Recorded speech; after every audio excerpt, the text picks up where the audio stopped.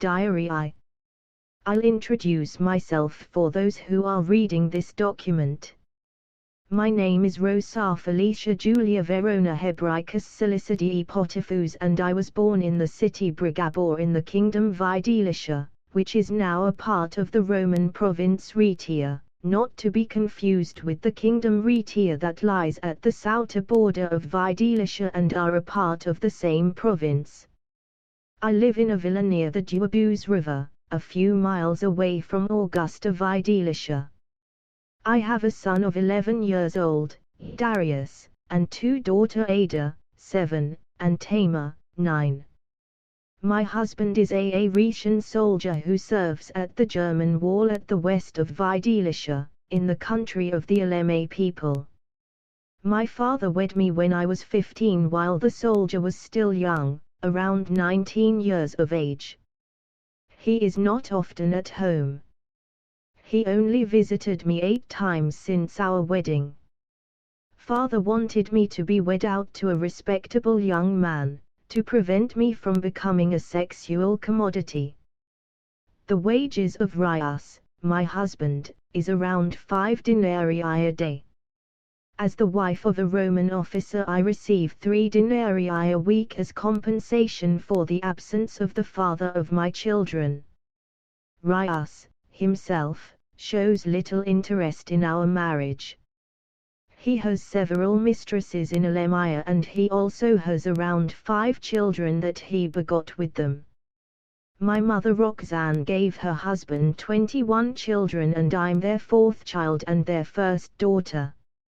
I have 10 sisters, the youngest is 16 at the moment, and 10 brothers, the youngest is 18 years old. My father also had other wives, so I have a lot of half-siblings.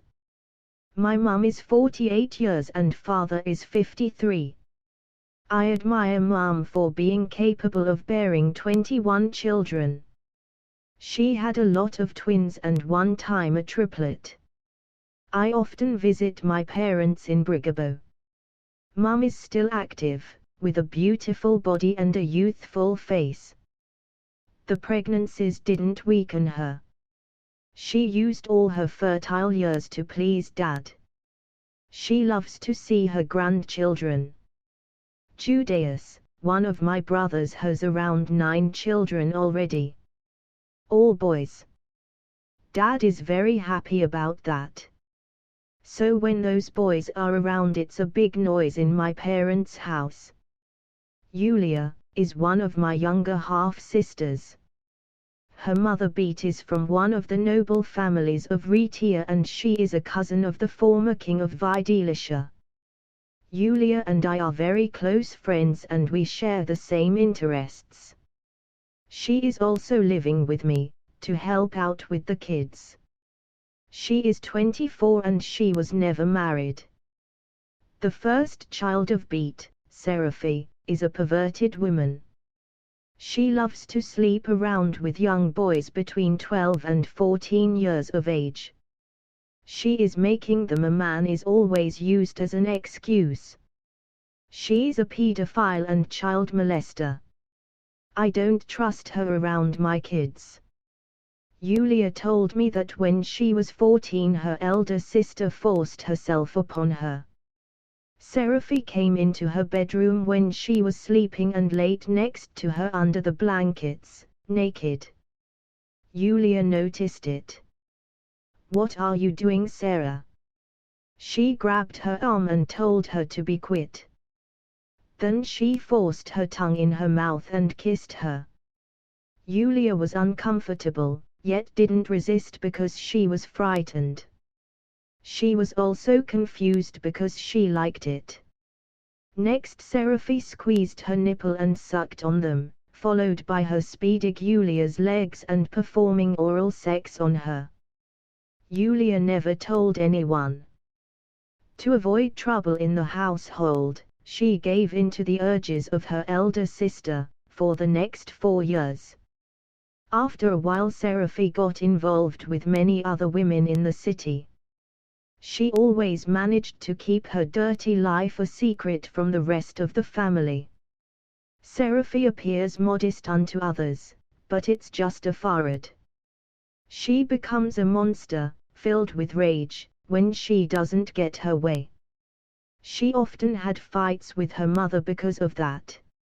I don't understand how she turned out like that. I mean, Dad is a strict and loving father unto all of us, and Beat is a very reserved woman who never opens her mouth. Yet, this daughter of theirs turned out to be a witchy and angry woman who, while disrespecting other people's boundaries, always claims to be the victim of rejection. I don't understand her. I just want her to stay away. I don't want that drama in my life. Her maternal grandparents aren't fond of her either. They know that she's a master manipulator. She one time even disgraced her maternal grandfather by accusing him of rape. The story didn't spread around, but it did cause a lot of broken friendships back in Rhaetia. When she was confronted why she did that, she denied all of it. Since that day, many keep her at a distance. Especially men. Dad didn't respond to her ill behavior, because he realized that he can't force her to repent from her ways. Diary 2. Growing up with a polygamous father wasn't much trouble for me. I always enjoyed having an extended family. Most of my closest friends are my half-sisters. They are very supportive of me. Besides my half-sisters, I don't really have other friends. Dad has always been supportive of his children and he never harmed any of us. Also, despite quarrels between the siblings and a sense of rivalry between his wives, his household is relatively in order. Everyone admires Althus for all he accomplished in his life. All the men of my father's family have multiple wives. It's a custom. It has also benefited them. I'll explain. Heftus was my paternal ancestor, 4 generations back. He also lived during the time of the emperors Caligula, Claudius and Nero. This man was a Hebrew from the Israelite tribe of Dan, who is living in diaspora. His father was a poor man in Arboesis. His father was not capable of providing for his family and was rarely employed. There were not many synagogues around that he could attend for financial help. His mother soon left him when Heftus was 13. When Heftus was 19, his father died of an untreated infection. Heftus decided to migrate to Rome to get a better life. He discovered that intelligence would not suffice for surviving in the world. At age 21 he became homeless and was stealing to remain alive. In Rhaetia he got a job as a cleaner on a small farm. He found out that his employer was involved into an Aramaic cult that scarified babies to several demos. He got involved the same year, by being initiated and killing 2 homeless lads. From there he became a master of ceremony and became responsible for at least 250 murders. He initiated many other also into the sect. What Heftus did was marrying many women, which gave him financial breaks from the tax department of Italy. His son, my great-grandfather Dalus, married several women and had many children. Because of that we had a small community, like a village, and we were very supportive of each other. My grandfather Silesius did the same, and so my father. If I want I can remarry with one of the great-grandchildren of Dalus, through one of his other sons, the brother of my grandfather. They live in Oricum and they are wealthy. I'm glad that Dad isn't involved in any sect. That implies that we don't have to fear retaliation of his victims' family members. Hibernian trouble.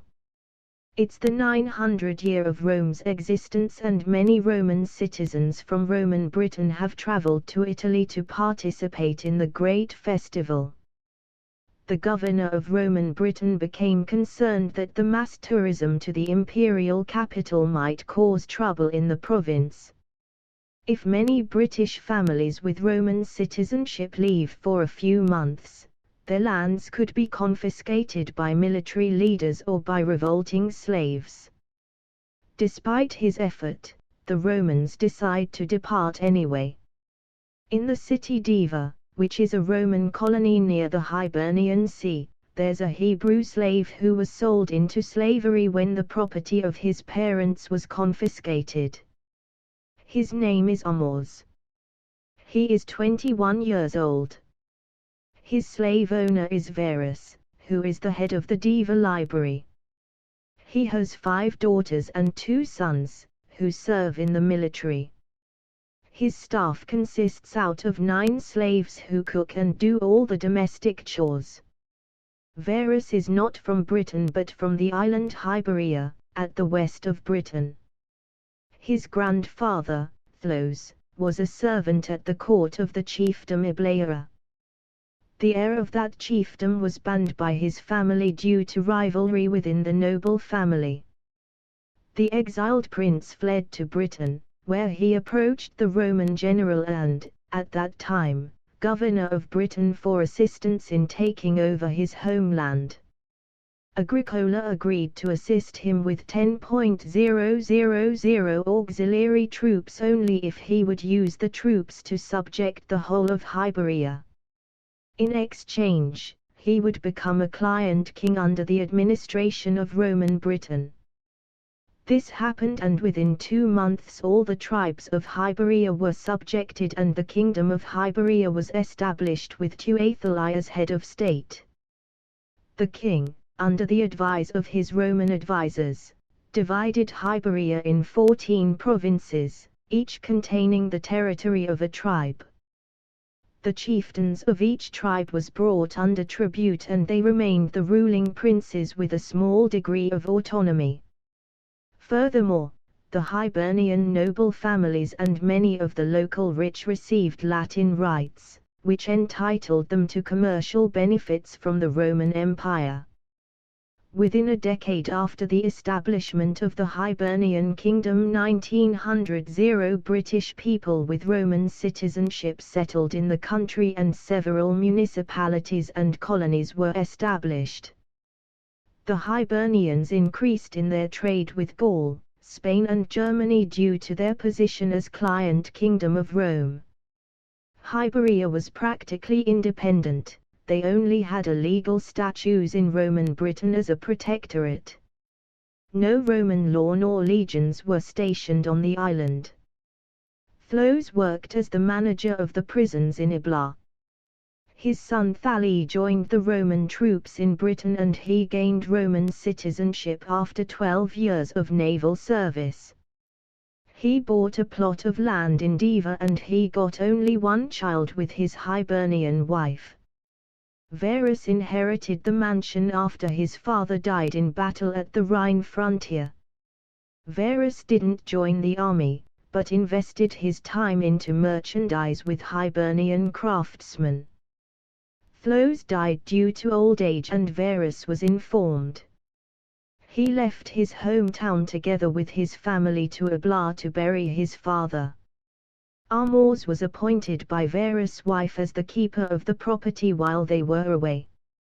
2 hours after the family entered the ferry, that would escort them to Hiberia, Amos plotted an escape with the other slaves. Amos purchases fake passport for each of them and gives each 20,000 denarii to flee away. His parents are executed and he doesn't want to go back to his home village at the Thames River. He feels betrayed by his Israelite village and by the government that promised them protection in exchange for their allegiance to Rome. He also sends an assassin after his master. The assassin joined another ferry that left in the evening. After a day he arrived in Iblahi and located Varys. 3 days later, after the funeral, he assassins the man and his whole family in cold blood. The assassin returned to Deva, with the jewels of the family. Armors was displeased that he massacred the whole family, instead of only the aimed target Varys. Nevertheless, Armors paid him his due and sent him away. A day after all was done, Armors felt guilt for what happened. He, however, couldn't reverse it. Varys was a wicked man, who was behind the massacre of whole villages. After the conspiracies were carried out, he and the other conspirators would divide the spoil and sell the new orphans as sex slaves, of which many died by sexual exploitation within a month. Armors was one of them, but he was taken as a personal house slave by Varys. He decided to kill Varys and the other criminals to prevent further victims. The criminals, as Roman citizens, were protected by the Roman state and would never be prosecuted. Varys was the last of the 11 men of the pedophile ring. The assassination of the Roman Varys and his family, including 2 sons who were soldiers, brought great unrest in the capital of Iberia. The king didn't want any conflict with the Romans. So he held a meeting with the senators. They agreed to tell a fake report of a sea storm that killed everyone on the ferry. In this manner they could spare themselves from a scandal. The body of the 2 young soldiers were shipped to the legion in Deva for burial, and the rest of the family was buried next to their ancestors. Some of the legionaries recognized inconsistencies with the report of a sea storm killing the family. Furthermore, they noticed certain wounds on the corpses that didn't add up with drowning as the cause of death. The military was suspicious of the matter, but their superiors commanded them to let the matter go. Armors became the owner of the property and was now a freed man. Due to a good reputation as a faithful slave, the colony rewarded him Roman citizenship.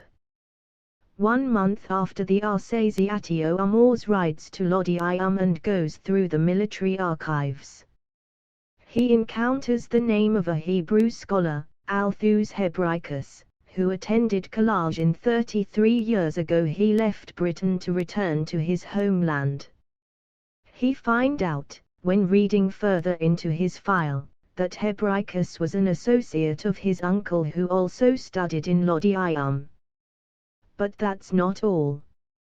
Altheos Hebraicus, from the province Oricum, a Jew from the tribe Dan, married with Selva Vesposios, the daughter of a tax collector Brutus Vesposios, and he had 2 daughters, Bae and Dela.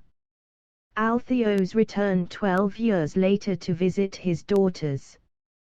He was accompanied by his German wife Rosanna, a Frisian woman, who was pregnant of their next child.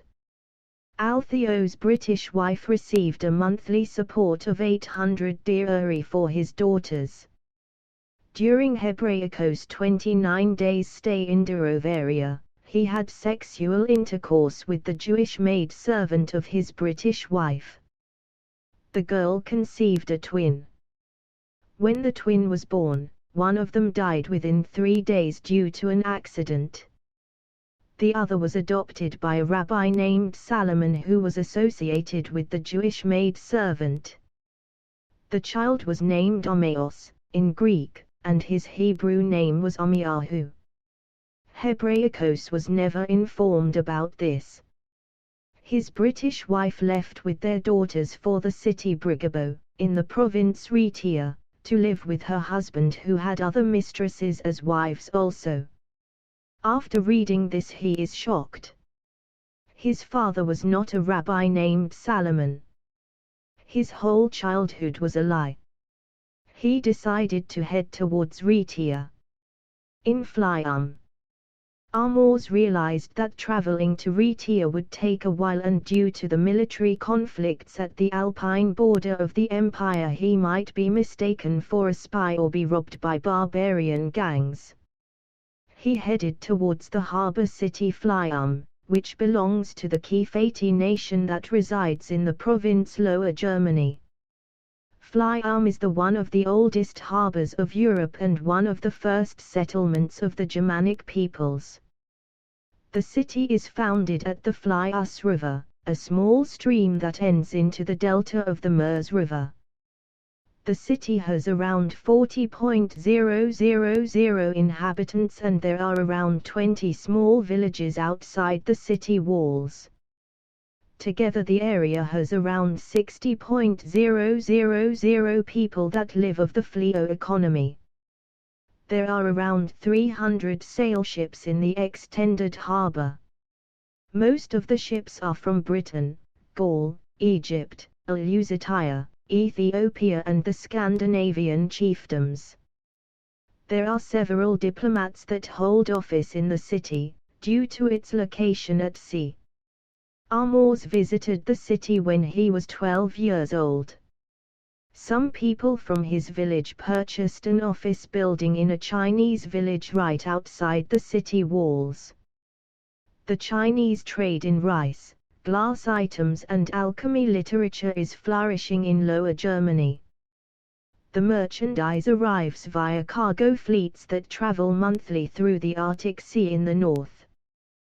There are Hebrews that also are active in Chinese merchandise. Flyam also has diverse warehouses and storehouses filled with food supplies. Because of this, the restaurants of the area attract a lot of tourism. Armors arrived in the western harbour Flyam after joining a ferry from Lodiam.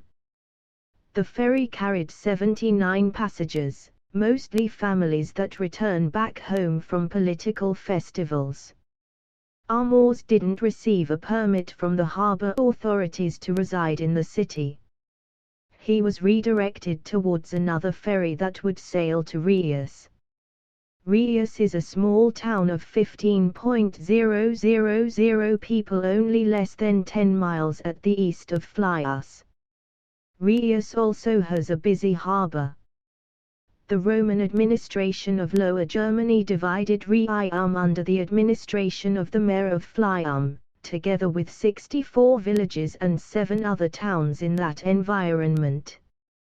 Flyas was governed by a mayor that was elected every 2 years by the local commission of the Kefati. The commission of the Kefati belonged to the Helios society that had the administrative responsibility upon the Helium district, which is in the south of Kefate and the northwest of Batavia.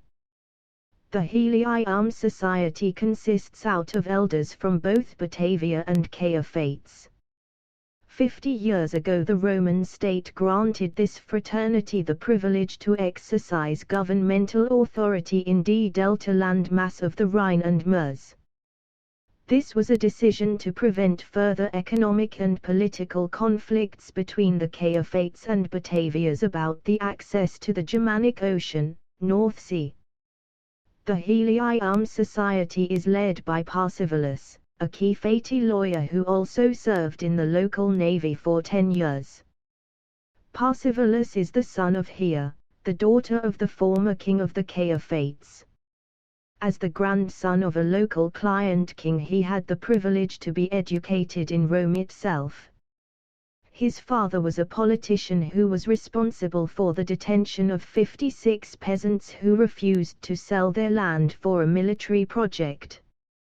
His father was eventually murdered by one of his own colleagues whose family members were hurt by the illegal confiscation of land that he enforced. Parsivallus married a peasant girl, one of the victims of his father, and begot 2 daughters Alida and Julia. Parsivallus also was stationed in Britain when Althus Hebraicus studied over there. He was commanded by his officer to spy on the Hebrew student due to Althus' suspicious behavior. Parsivallus lives in Rheus, together with his wife, children and slaves. He has 17 dogs and 12 cats. His villa is decorated with diverse flowers and fountains. There are also 10 auxiliary troops that defend access to the property. The villa is located at the Charitum Lacus, a big lake located at a big park within the city. The lake and Charitum Park are often used by families to relax and have meals, but it's also the spot where the Helium Society holds their rituals and animal sacrifices. When new members are initiated, they are obliged to bring a human sacrifice to the gods as means to get approval. Parsivallus sacrificed 3 people, a childhood friend for entering the fraternity, his first wife to grow in the hierarchy, and his male child, just a baby, to ratify his financial prosperity among the pagans. His son would have been 25 years today if he would have remained alive. His wife never forgave him for his crime, but he tried to convince her that he did what was best for their family. Amors arrived in Rhaetius. He was able to rent an apartment by paying a solidus coin. The property owner gave him the permit to stay for a period of 8 months. Bloody hell! Amors has only been in Rhaetius for about 2 days. His apartment is located at the central library of the city, on the east side of the big marketplace. The library is opposite of the temple of Saturn that's been decorated with bronze layers. The marketplace is filled with costumers and sellers. There are auxiliary troops all around to keep order. Amors decided to travel to a postal office, at the eastern border of the town, southeast of the Charitum Forest. At the postal office he noticed that there was a chariot standing and a young woman sitting inside of it. The chariot was decorated with all kinds of flower symbols. "Good evening." He spoke in local German. "Are you a local?" "I'm a sojourner in this city. I could use some guide around here." "From where are you then?" "From Britain." "I'm Amors."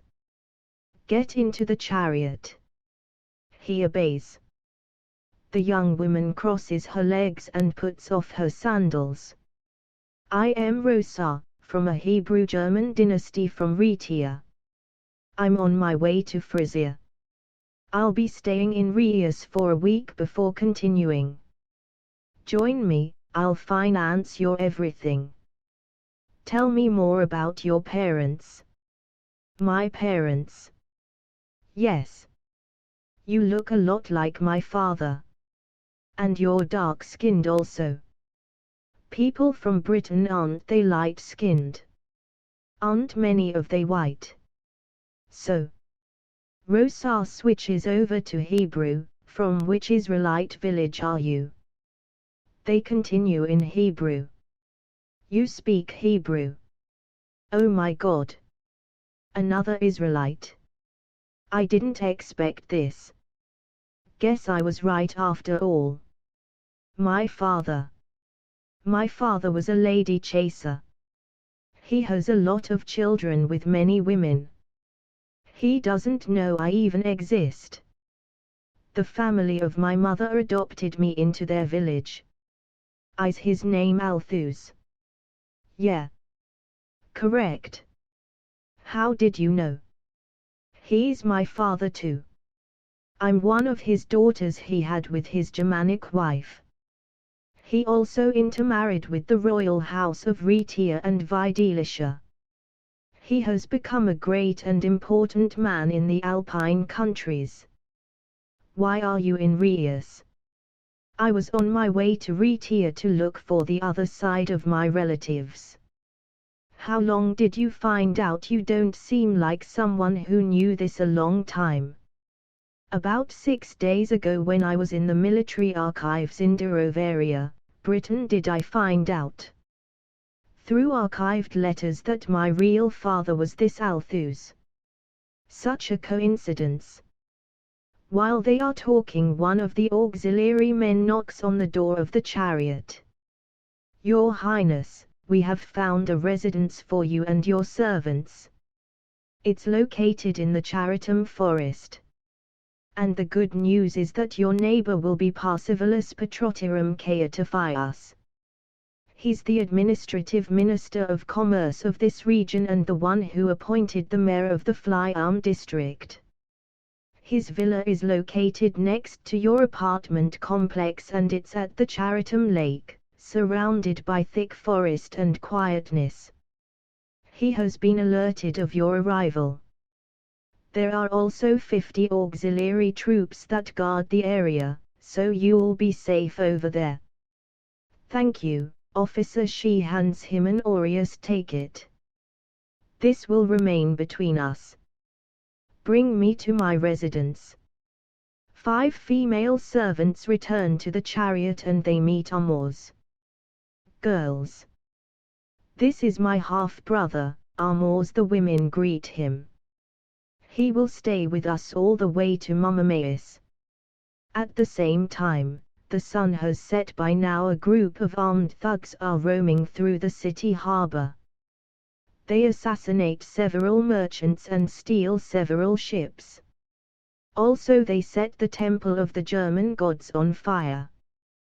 This led to chaos in the city. 2 centurions rush on their horses towards the residence of Parsivalus. When they arrive there and witness the news, Parsivalus is in great terror and scared for his life. "Bloody hell! What are you waiting for? Go and get some troops out of Flyus city and search through the city. Alarm the mayor and tell them to deal with the issue as soon as possible.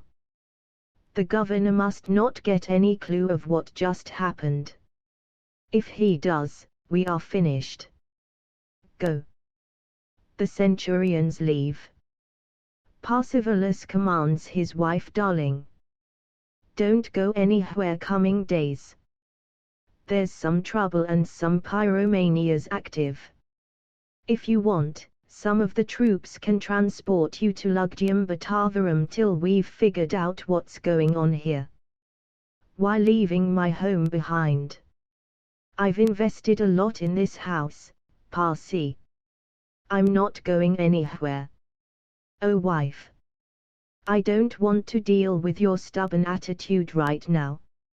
I have too much on my mind." "Well, that's your problem. We're into this together. And you're already 71 years old, mate. Let the mayor deal with this. He's in his 2020s. He is popular with the crowd. Fine, fine. Here. Take some grapes and some Greek salad. You stress way too much." While the 2 centurions rush away, the chariot of Rosa, the princess of Rhaetia, arrived at her apartment. 20 minutes later, one of the daughters of Parsivalus comes home. "Where have you been?" "Dad. I'm a grown woman. There's a rich young woman with her slaves that has arrived in the hotel next to us. She's not from here. I just spoke with some of her servants." "Who is she?" "She's a princess from an Alpine dynasty who's here for family business. She rented the whole hotel all for herself when she found out that nobody ever comes there only once a year. And she donated 5 aureus for the maintenance of the roads in this forest also. She appears kind but she has a man with her. They claim it's her brother. But we know better." The old man becomes suspicious. "Tomorrow I'll let people find out more about this stranger." The governor's edict. It was early in the morning when the military messenger arrived at Colloia Agrippia, the capital of Lower Germany. The governor was recently appointed by the emperor due to illness of his predecessor. Koloia is a provincial capital with around 120,000 inhabitants, of whom 60% have Roman rights. The message is: Greetings to thee, Festus. Yesterday after sunset a band of robbers entered the harbour of Rhaetia's city and plundered several cargo ships. The band of thieves then turned into the city centre and exercised their pyromania urges by lighting fire on several small temples and apartments. The death toll is around 39 and the wounded are 402, most of them are young women. Most of the wounded will recover soon according to the doctors. The damage to the buildings are around 80,000 aureus. That's around 2 million denarius. As the principal authority in the district of Flyarm, I ordered extra guards in all the harbours and the city gates are all closed. Nobody is allowed to leave nor to enter without a written permission by the authorities. We have not captured any suspects yet. The authorities in the other districts of Helium are warned. I urge you, Governor, to lend my district 500 legionaries in case something goes out of control. The men shall be paid by the treasury of the Helium Society. I had a meeting with President Parsivallus and he agrees that the Helium Society will cover the payment of the troops, under the condition that the provincial state will finance the reconstruction of the buildings. Furthermore, there are also voters in Flevium who long for an expansion of the municipality by constructing a small harbour village at dunes in the shores. The investors are mainly Batavia corporations who have an interest in expanding their economic empires into trade with Britain. There are also investors from the Seller Kingdom out of Asia who are willing to invest 23,000 denarius in exchange for a permanent embassy in Helium to house 300 of their countrymen and their families. I urge thee to answer me as soon as possible with your orders on these matters. I'm not sure, but I assume that the Seller people are behind the attacks. If this is the case, then I recommend us to appease these people before we find other ways to get rid of them. The Mayor of the Flyarm municipality. The governor reads the letters. And he calls the city council together. After 2 days of going back and forth, the council of Koloia came to a compromise. 200 legionaries would be sent to Flyarm and a loan would be given to the municipality of Flyarm to cover the damage done by the criminals. Concerning the construction of a harbour village, all members decided that the plans should continue and the governor has granted permission for an embassy of Seller in Helium.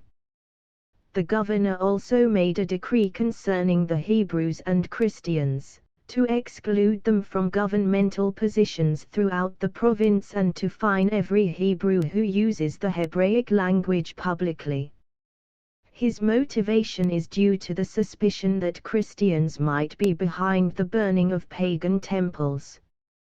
The council disagreed, but the council did want to take advantage of the circumstance to blame Christians, so they can persecute them more than they have done till so far. Most Christians are Hebrews that converted. The Israelite community has grown past 4 decades due to the high fertility rate among Hebrews. This has terrified the authorities often in the past, because of altercations and escalated conflicts between Hebrews and local natives. The governor also has another motive for repressing Christianity. The trade in Lower Germany has increased by the presence of the Christians, but this increase is shared collectively by the Christian community. There are almost no regulations about the income of the Christians in the province. With a population of 340,000 people, Christians with only 42.000 are still a very small minority, yet they earn 40% more than the common Lower German. This is leading to envy and bitter jealousy among the pagans in the area.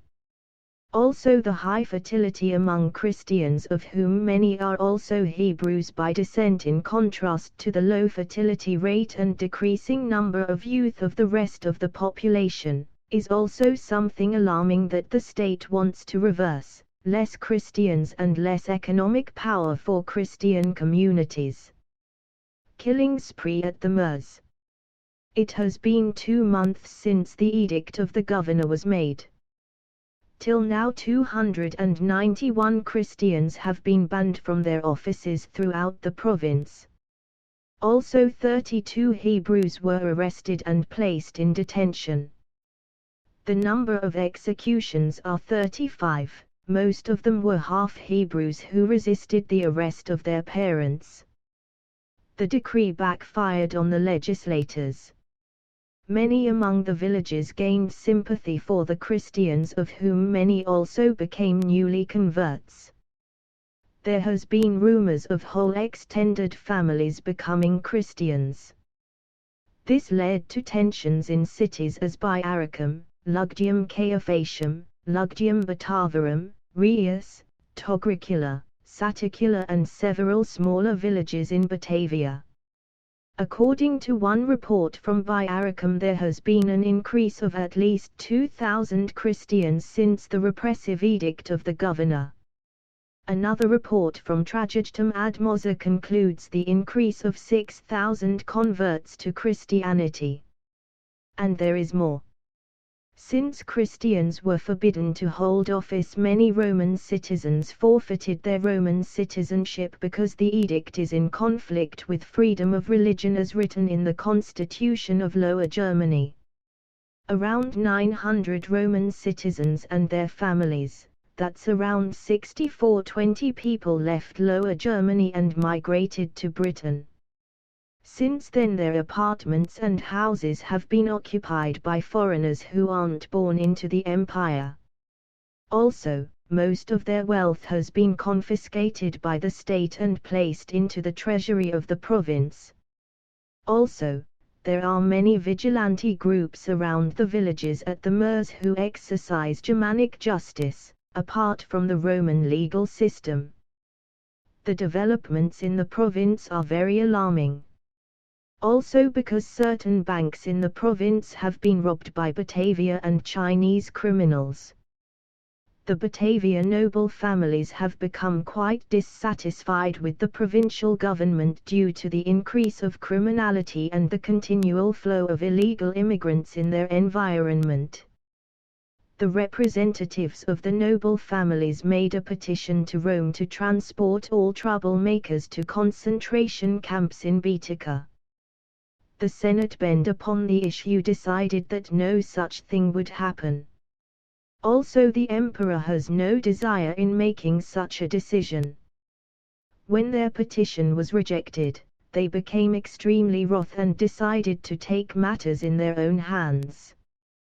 They collectively decided to hire low-life thugs, ex-prisoners and band gladiators from Belgica, to come over and kill all the people that stood in their way. The number of people hired were 125. The gang was fully paid by the wives of the noblemen in Batavia, also because this was their plan to begin with. One small group of hitmen were sent towards the Rhaeus. Their main target was the president of the Helium Society and his whole household. More targeted individuals were selected by the wives of the noblemen, and the hitmen were paid in full in advance. 2 months and 5 days after the edict of the governor, a group of 40 men sail along the Meuse River, and along every town they pass near the river they inform towards the people on their hit list, often officials and ministers in civil authority. In 2 weeks' time they go from the provincial border till Oviomagus Batavarum. The number of executed people are around 64 people. Alarming news. Rosa is still residing at the hotel in Rhaetian. She decided to remain longer in the city, due to the circumstances that occurred since she arrived. She rarely leaves the forest, only once a week to go to the market with her female servants, who are also her closest friends. One of her slave friends, Saria Magdalis Aquitas, the daughter of an Aquitia consort of the king of Vascoia, became acquainted with one of the daughters of Parsivallus. The daughter's name was Paulia. Paulia is 34 years old. She dyed her hair 3 different colors and she always wears short skirts and heels. Saria is 19 and her mother, whose real name is Abigail, but who's also nicknamed Saria, is 43 and living in Vascoia. Saria was entrusted to Rosa 2 years ago, as an agreement established between Abigail's her husband the Vascoia ruler and Rosa's parents. After 5 months, Saria receives a letter from one of her half-sisters, who resides in the kingdom Aragos with her husband, Bjorg. Saria, today I received news of a potential group of Cimbria pirates that are planning an invasion in Lower Germany. In your previous letter you've told me that you are residing in Rhaetian, together with Rosa, the daughter of Rosanne. Also that you were planning to move towards Momameis port city very soon. I don't have all the details of the story. I just wanted to warn you that things might get troublesome in Lower Germany soon. Bjorg has been involved with pirates years ago. He even plundered harbors in Gaul and Britain. Some of his friends were captured by the authorities and executed. He is not involved in piracy anymore. He does, however, has the contacts that are aware of the developments within the sects of the Cimbria and Aragoa pirates. Most of them believe Bjorg is dead anyway, for this reason they leave him alone. Father has required me and Bjorg to come over the Vascoia to live. We are considering leaving Aragos. But we will wait for a few more months to see how things will develop. Just be careful when you and Rosie are traveling by sea these days. If I and Bja decide to move to Dad's house, I'll write to you about it. I would enjoy seeing you there soon too, in Spain. Greetings. Avalia. Saria shows the letter to Rosie. Rosie decides to move towards immediately. She leaves her half-brother behind in the hotel and moves with her servants and Parsivallus' daughter towards a small town right at the shores right outside of Momameis port city. The little town is called Rhaetia. The population is around 4,000 people, most of them fishermen and hunters. 2 weeks after arrival, a fisherman returned wounded with his boat. He was attacked with a spear and all the fish he caught was taken away. Another 2 days later 2 boats drove towards the shore and there were corpses in it. 7 in total.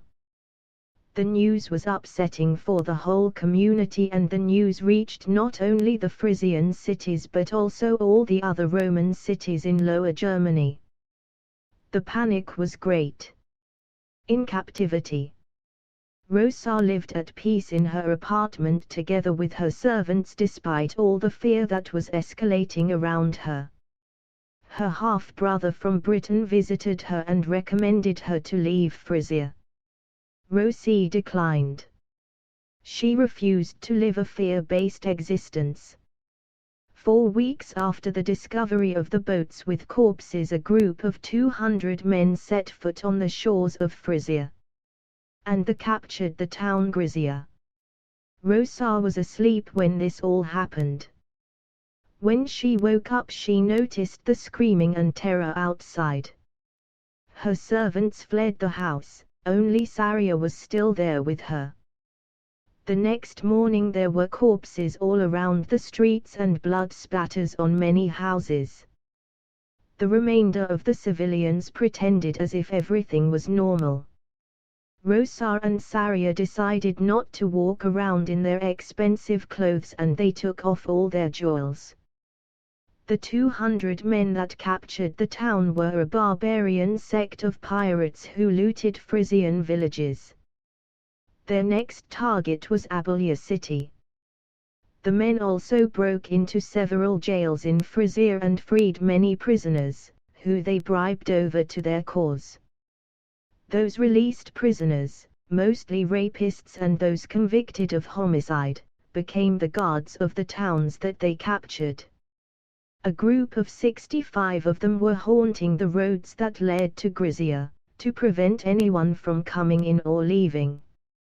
Rosa was surrounded by captivity. The two friends remained inside their apartment as much as possible. They only left to buy groceries and to get fresh air at evening. 7 days later they received news that Abulia was being looted, by those savages, who also had a lot of natives from Frisia that joined them. At this time the Grisia people were facing a food crisis, their supplies were running out. At Flyarm the message reached the city government that Abulia, Mummameus and 17 other towns were looted by Scandinavian pirates. The president of the city council immediately proposed to inform the legions in Lower Germany to get extra troops to be stationed around the city. The vice president of the business fraternities opposed this idea. Those troops will have to be paid by us if we request them. Also, increasing the military presence around the city will also scare the public. We don't want that. There's no need to generate a social climate of fear in the city. We want society to function as if nothing is going on. If people stop purchasing things because of the fear of looting, or if folks begin to take matters in their own hands, we are doomed. What do you propose we do then? We cannot remain like this until those pirates stand before our doorstep. There are legionaries sailing around on the Rhine River daily. There are many military camps in Lower Germany. It will be very hard for those pirates to pass through the Imperial Navy. They know very well that trespassing the Imperial border will be their death. Nevertheless, we should be prepared for anything. Besides that, we have domestic enemies enough within Lower Germany. We even had a killing spree some months ago that needed to be dealt with. There's no need to freak out. Look, we can hire 50 auxiliary troops from Batavia to guard the shipping route. We arm them heavily and command them to strike down every ship that's suspicious. Parsivallus interrupts. You both are wrong. You both are intensifying the situation. Till now those Cimbria pirates only attacked towns in Frisia, which are not under the jurisdiction of the Caephates nor the Bataviae. For this cause what happened over there is none of our business. Our business is to ensure that there is civil rest among our towns and that commerce remains prosperous. My daughter Paulia was in Frisia when the first attacks happened 2 weeks ago. She has testified that many outlaws from the Frisian prisons have been released and have joined the pirates. The town she was in remained relatively safe due to the attention of the invaders being on the more wealthier cities of Frisia. She left the Roman noblewomen and her maid servants, whom she joined, to return back the Rhaetias as soon as possible. If we want to get involved in this mess, we should act with wisdom, understanding, proper planning and speed. Those Cimbria men are out for looting. They have no political agenda. They just come to take what they want and they leave. It's possible they might spend some of their ill-gotten riches here in Flyarm. If that ever happens, we are to trade with them to get as much of their stolen money as possible. This will put us in an influential position towards the Frisian towns. We will not permit them to remain here, and if needed we will incarcerate them and hand them over to the Frisian authorities. We are part of the Roman Empire. And as Romans we ought to be an example unto the world. We have civilization. For now. My concern is that we are ahead of this situation. We have business agents at the Frisian Islands. I suppose that we send a delegation of 100 people, guarded by 40 auxiliary troops, to support of business partners. We will not report this to the authorities in Colloae. And besides that, I want us to find that Roman woman, Rosa from Rhaetia, back alive in Rheus. She is the wife of a respected soldier that's stationed in the provincial district of Alemia, and her parents are politicians from Rhaetia who are also involved with local politics in southern Oricum. What do you think that will happen, if the authorities Gaul's capital would find out that we were unable or unwilling to protect Roman citizens? We will have the whole government of Gaul turning on us, and we will lose all our privileges and political dominance in this region. Do you want that to happen? Go and take that Roman wife back at all costs. Also, I want nobody of you ever to get into any business contract with anyone without written permission by the district of Caephates. Understood? The whole meeting agrees in one accord. Good, now get to work now. Lower Germany and Frisia together is a very small region of lakes, swamps, rivers and forests. This should be done very quickly. De-escalation. Within 2 days a group of 10 auxiliary troops arrive at the coastal town Grisia, together with 20 agents of the state. Rosa recognizes them at their uniform and approaches them. You are Romans. Right. In Latin. Yes, we are. We are here looking for a Roman noblewoman, who arrived at this town a while back. Her husband requests her return. Rosanne knows what's the deal. I too come with you. Just not now. We wait till the evening. No need to scare the local people. Fine. That evening Rosa leaves together with Saria and several other Frisians who want to flee, with the 30 that came to look for her. Their ship sails north of the Frisian Islands because there's faster wind over there. Their journey took 18 hours before arriving in Flyum. In Flyum she encounters Paulia, who hugs her at first sight. You're back. Safe and well. Did you send them over for me? Yeah. I did. Where's my half-brother? He left for Britain a while back. He did leave an address behind for if you're interested. Where are your servants? They're gone. I don't know where they are. But it doesn't matter either. I'm safe now. I told my dad about your parents and your husband. That was reason enough to put political pressure on the government to take action. What are your plans for now? Saria wants to return to her parents' household in Vascoae. One of her half-sisters might visit their home soon too. So, I think I will remain in Rheus. I have no interest in returning back to Rhaetia, even though I would like to see Mom again. Why don't you invite her over? Yeah, why not? You're right. Well, Rosa, Princess of Rhaetia, you need some new dresses. Don't you? Indeed. I left everything behind there in Grisia. Don't worry. We have enough fashion here in these cities. We are Romans after all. Yeah. Romans. By the way, Paulia, what will become of you? I mean, your father doesn't have much time left.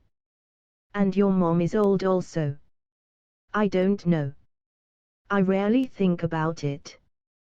Well, I'll invite some of my male cousins over and maybe some of them might get interested in you. The group of looters never reached the Rhine River.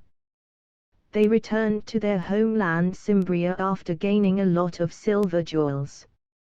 None of them were ever taken captive. Rosa also never reunited with her husband, even though they remained legally married. When her mother, Roxanne, visited her, she brought a whole delegation of slaves with her. Roxanne always enjoyed being the center of attention. Also, Roxanne enjoyed being close to her place of birth.